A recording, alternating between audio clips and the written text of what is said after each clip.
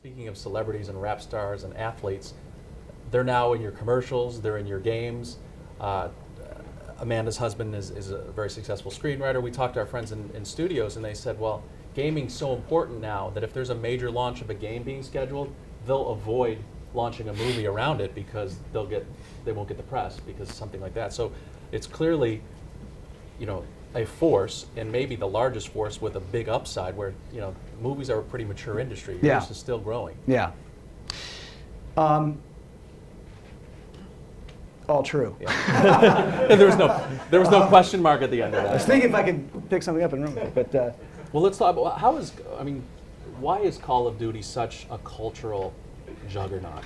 I mean, what makes it so unique, so powerful? We could ask these guys during questions, but why do you see it from the inside? I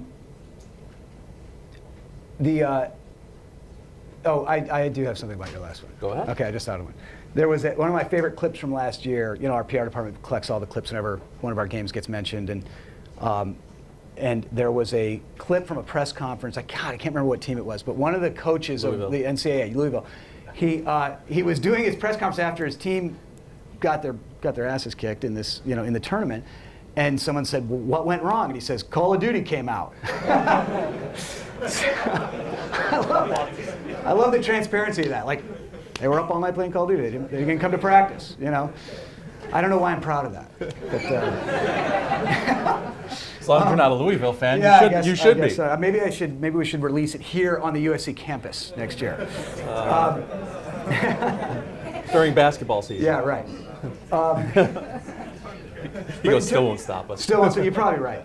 But in terms of the celebrity stuff, that's not really part of a larger strategy. A lot of people assume that it is that we're trying to intentionally blur the lines between games and movies, and we only do it when it makes sense. We only do it when it makes sense for either the ad concept or for the game, when it can really make it better.